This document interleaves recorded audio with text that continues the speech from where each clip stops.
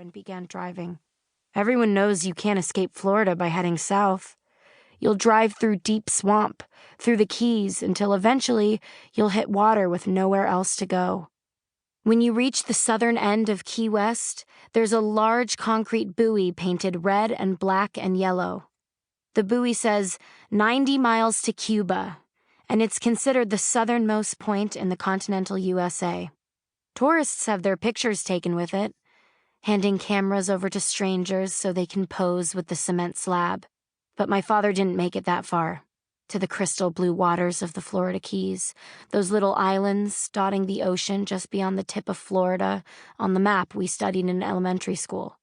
The police apprehended him near Crescent Beach, a place named for a sliver of moon.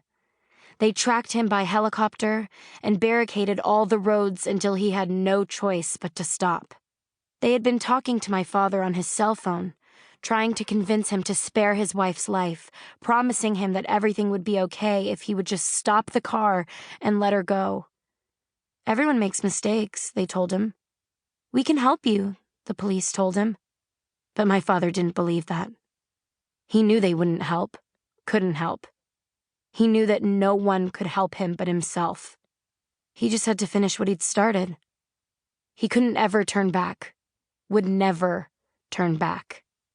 By my 6th birthday, my mother and I had moved west to the other side of the state, to Paso Grill, a small beach town on the southern end of St. Pete Beach, 3.5 hours and 200 miles from the yellow stucco apartment in St. Augustine, which is the oldest city in the United States and my first home on Earth.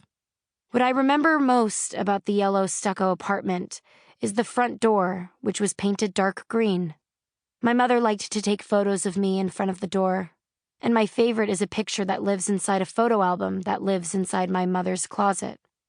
A candid shot of my mother holding baby me in one hand as she unlocks the dark green door to the apartment with the other. Written on the back of the photograph are the words, "Evelyn comes home," in my mother's small handwriting. In the photo, I could be anyone's daughter. You can't tell what my father did just by looking at me. I'm just a tiny figure swaddled in a hospital receiving blanket, white with the patented pink and blue stripes, just like all the other babies born in the year 2000, a leap year, and the start of a new millennium, the hysteria of the Y2K bugs safely behind us. What my father did is public knowledge, so I'm sure that many people know more about it than I do. My father is famous in his own way. His name a part of the permanent record of the world. Anyone with an internet connection can sift through the police reports describing the gun he used, the ammunition, the clothing he wore, all the way down to his socks and shoes. Anyone online can watch videos of survivors sharing their accounts of the deadly events of that day. Anyone online can read the names of the victims or listen to recordings of the multiple 911 calls made from inside the mall that afternoon. In the vast electronic archive, that invisible wireless cloud, lives a maze of articles and timelines, my father's name scattered to the digital wind like seed. In court transcripts, beneath mugshots, recorded on prison medical logs.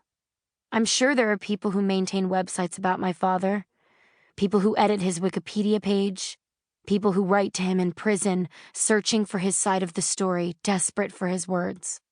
They catalog the evidence, replay the testimony, assemble the crime scene photos, the markers laid down by police to track where the shell casings fell, where the blood splattered to make abstract patterns on the floor.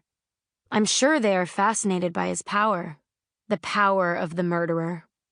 They paste hyperlinks at the bottom of the page, clickable pathways to the killings, the trial, the sentencing, the profiles of the victims, who were mothers and fathers and brothers and nieces and cousins, all people who were alive once, until my father decided they shouldn't be alive any longer.